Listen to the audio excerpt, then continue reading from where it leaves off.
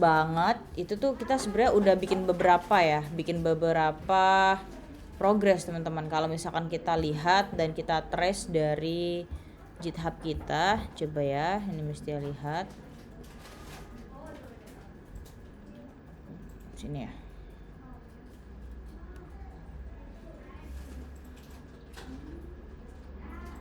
Oke.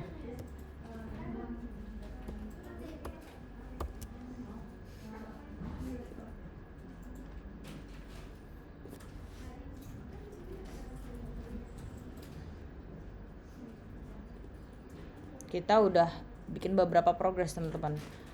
Per mungkin 1 minggu yang lalu ini ada 7 commits. Kalau kita lihat itu dari tanggal berapa ya? Di pekan ini startnya tanggal berapa? Pekan ini 13. Berarti tanggal 13 itu kita baru commit kemarin ya, karena kita megang API service saja beberapa hari ya nggak? Jadi so far tuh dari initial commit udah beberapa progress yang kita lakukan.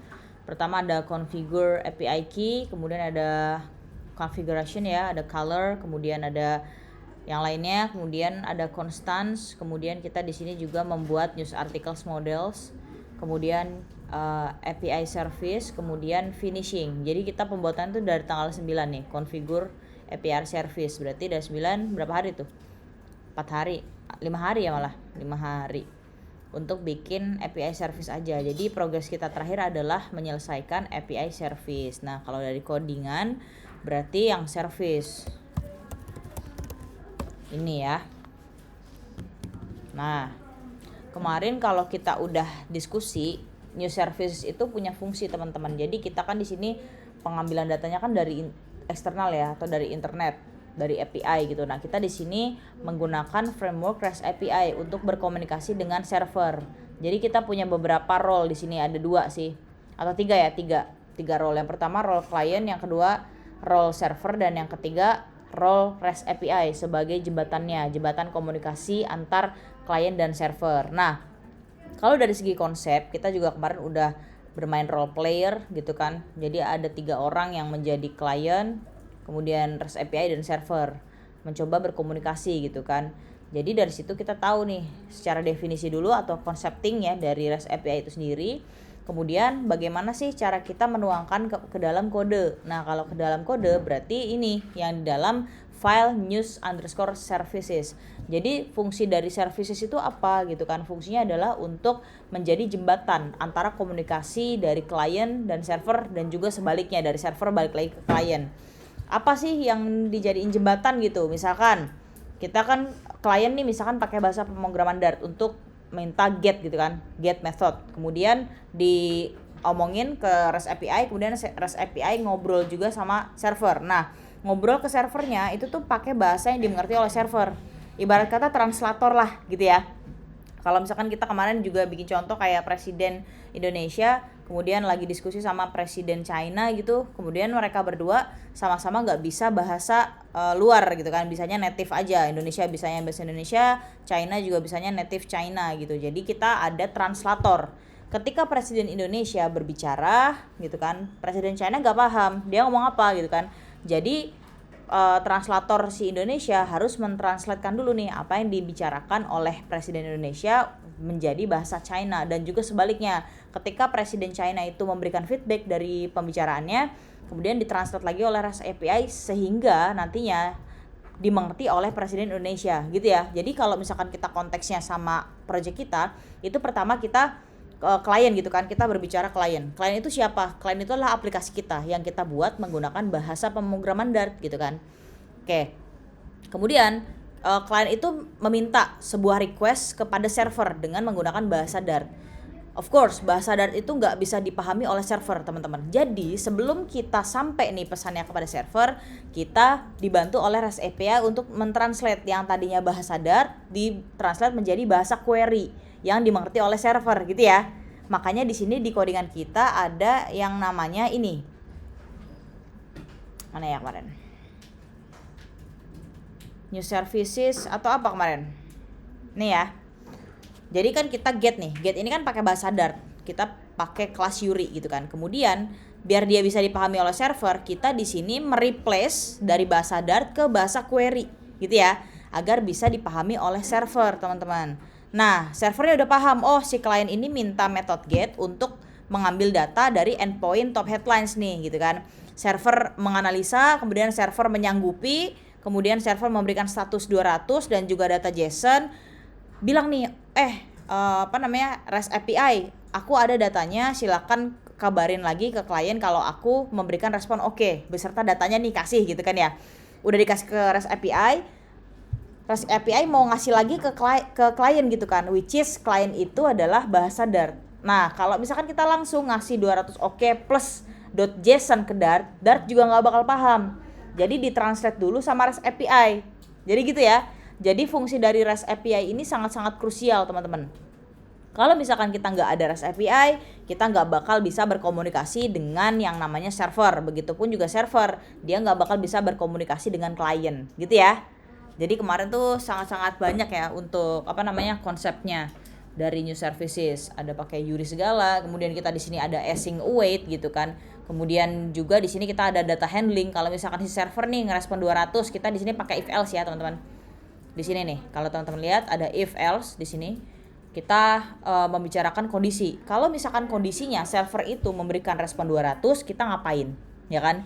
Kemudian else-nya, kalau misalkan si server nggak ngasih respon 200, kita ngapain gitu kan? Sampai kita membuat data handlingnya. Kemudian ini kalau kalian perhatiin untuk method get top headlines. Artinya apa? Ini metode khusus untuk mendapatkan berita dari endpoint top headlines gitu ya.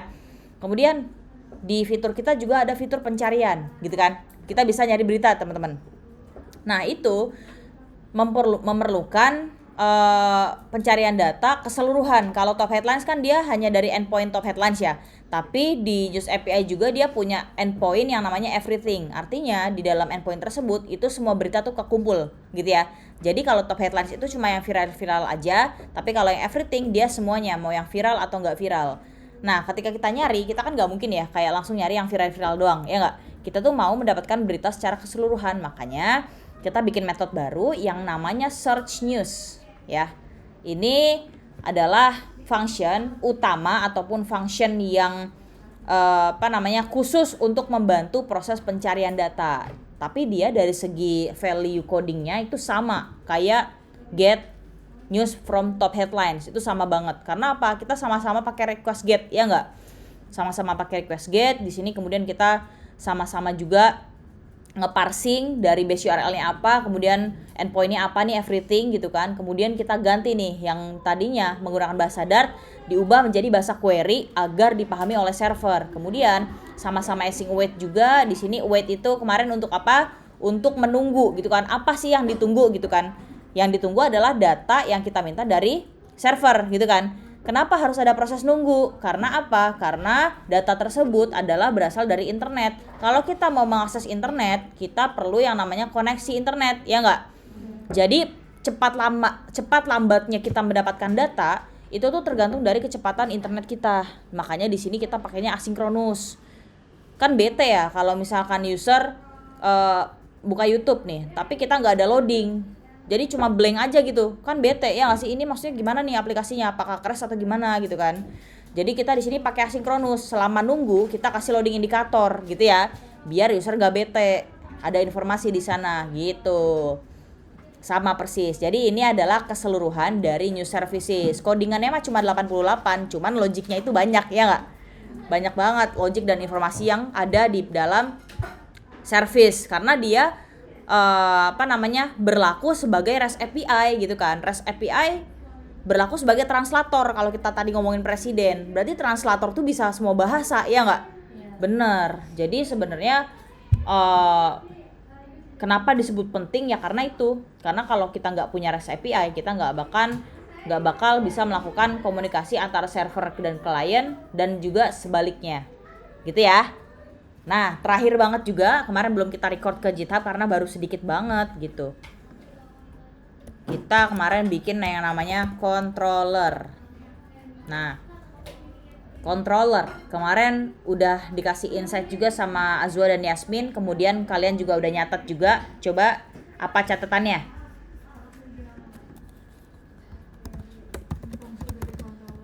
Ya.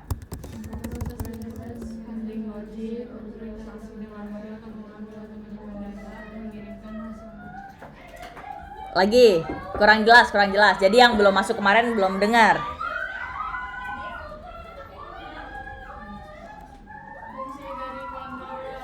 Proses request, handling logik, berinteraksi dengan model untuk mengambil dan menyimpan data. Fungsi dari controller 1. Memproses request, handling logik, berinteraksi dengan model untuk mengambil dan menyimpan data. Oke. Siap. Itu ya. Tadi mau dik lagi kayak Pancasila gimana sih ya? Ya udah. Intinya ada 3 ya fungsi utama dari controller gitu ya. Fungsi yang pertama adalah untuk memproses request yang sudah kita buat oleh new services. Ya nggak? Kalau dilihat lagi new services isinya apa, silakan lihat yang tadi barusan banget kita bahas gitu. Isinya adalah detail dari kita mau minta metode apa nih ke server gitu kan. Kedua, kita spesifikkan kira-kira kamu mau ngambil data dari mana gitu kan. Itu semua diproses oleh service. Makanya kita udah bikin, diproses lah untuk si controller gitu ya. Enak tinggal manggil doang. Bayangin aja kalian tadi di new services saja udah 77 codingan, 88 ya malah. Kemudian kalian bikinnya di satu file gitu, apa nggak puyeng? Karena logiknya bercampur, ya nggak? Nah, makanya di sini ada yang namanya business logic. Business logic itu apa gitu kan? Business logic itu yang ngurusin logic-logic yang terkait oleh atau yang terkait dengan back end gitu ya. Itu namanya juga business logic. Dah. Jadi ini gimana cara memprosesnya ya? Kita tinggal panggil aja karena kita udah bikin gitu kan. Jadi kita di sini bungkus ke dalam sebuah variabel yang bersifat final gitu kan. Dia sifatnya private nih teman-teman. Artinya apa? Artinya nantinya si new services ini cuma bisa dipanggil dari news controller. Itu ya. Dah. Kemudian kita juga pakai yang namanya state management. Apa kemarin? Get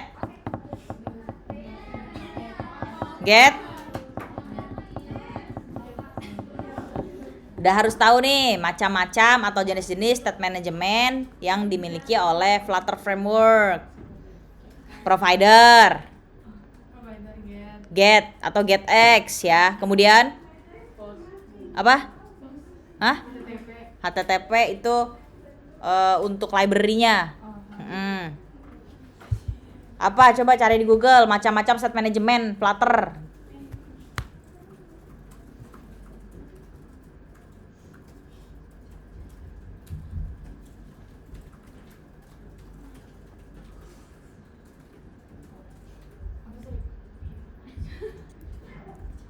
Apa? Oke.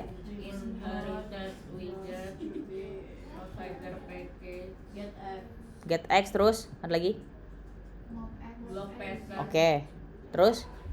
block pattern, inherit widget.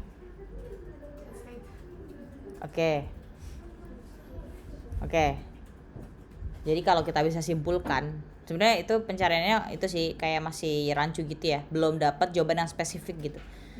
Jadi kalau set state itu punya stateful gitu ya, set state punya stateful. Nah teman-teman, kalau kita ditanya nanti nih, kalian belajar Flutter ya, udah pernah pakai state management apa aja? Nah itu jangan bingung kalau ditanya ya. Kita udah pernah pakai GetX nih, pernah kita bikin aplikasi berita, kemudian kita di sana mengimplementasikan state management GetX. Selain GetX kamu taunya apa lagi gitu kan? Ada provider, kemudian ada yang namanya river pod, ada yang namanya block gitu ya, dan lainnya banyak. Tapi yang paling populer apalagi untuk dipelajari oleh pemula itu ada 2. Yang pertama ada provider dan yang kedua ada GetX. Yang mana provider kemarin kita nggak jadi, ya udahlah karena dia levelnya sama gitu kan, sama kayak GetX. Dan wajibnya adalah kita at least mempelajari 1 gitu kan dari kedua tersebut. Jadi kita di sini implementasikan GetX gitu. Nah, kemarin kita bikin satu variabel yang namanya isLoading gitu kan. Itu sifatnya private juga karena ya kita mau scope dari variabel tersebut ya udah cuman bisa diakses sama controller aja gitu. Dan itu bersifat final. Kemudian tipe datanya boolean, teman-teman. Ya, tipe datanya boolean walaupun kita nggak kasih tahu secara gamblang. Sebenarnya gini. final bool gitu kan ya. Dia boolean. Nah, best practice dari penulisan tipe data yang bertipe data boolean itu diawali dengan kata is, karena dia nanya loh, ya enggak? Karena boolean itu cuma punya 2 value. Yang pertama true, yang kedua false. Cuma punya 2 itu. Jadi kan kalau misalkan jawabannya begitu, kita pasti ada pertanyaan, ya enggak? Makanya best practice-nya adalah kita membuat nama variabelnya itu kayak pertanyaan. Is loading, is empty, apalagi yang is empty pernah dengar juga ya? Terus apalagi yang is? Belum ada lagi. Is not empty. Ya, itu. Berarti itu dia punya tipe data boolean gitu kan. Nah, di sini kita defaultnya adalah false gitu kan. Karena is loading. Is loading itu kalau loading berarti kita kepakainya di mana aja nih kalau di kita, aplikasi kita? Loading. Oke, sebelum munculin data dari home, berarti itu kayak ketika kita buka aplikasi dia ada loading indikator ya. Bentar. Nah, terus abis itu apa lagi? Ketika nge-get data, berarti di home screen ya. Berarti dia ada yang namanya proses loading. Kita berikan di sana loading indikator. Di sini kenapa kita bikin loading indikator itu sebagai false? Ya kita kan maunya langsung set gitu kan, cepet ya. Nggak pakai loading ya nggak? Makanya kita setnya defaultnya adalah sebagai false atau tidak muncul. Apakah loading gitu kan? Tidak loading gitu kan ya. Kan itu kan is loading berarti dia kayak apakah loading? Jawabannya adalah false untuk defaultnya, tidak loading gitu. Nah makanya nanti kita akan membuat sebuah perkondisian ketika loading indikator itu terpaksa harus bernilai true gitu kan. Berarti kalau ini kan kita false nih defaultnya. Saat-saat apa sih kita memaksa loading indikator itu bernilai true? Ya saat tadi ketika salah satunya kita mengget data dari internet gitu kan di home screen. Itu kan kita berarti maksa ya, si is loading itu berarti true nilainya ya nggak? Nah gitu ya. Dan kalau teman-teman lihat itu ada false.obs. Ada yang masih inget nggak? Itu apaan? Apa? Observable variables. Itu milik siapa?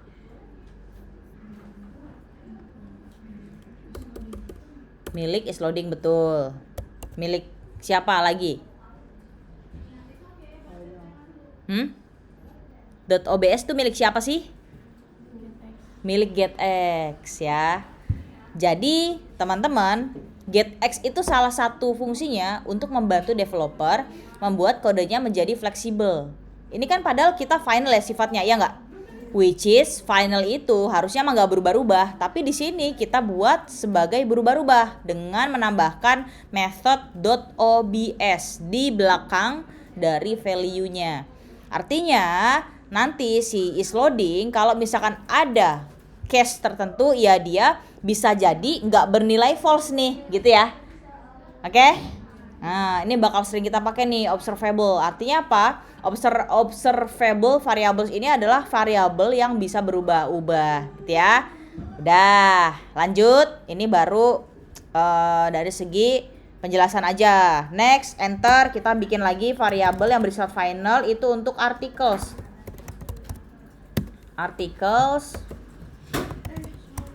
Oke, kemudian manggilnya dari news article. Tinggal panggil-panggil aja si controller mah enak. News articles. Nah, seperti ini. Kemudian nanti kita panggilnya berupa list ya, teman-teman ya. Berupa list kita kosongin aja, kita kasih OBS juga biar dia bisa observable. Dah. Kemudian bikin lagi di bawah ya. Oh, ini kasih komentar deh, ini buat apaan? Apakah aplikasi sedang memuat berita? Gitu kan. Dia nilainya adalah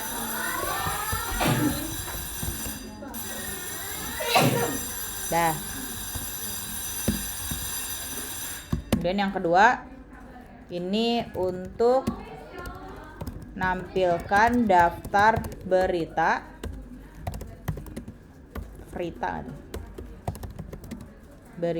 yang sudah atau berhasil. Nah,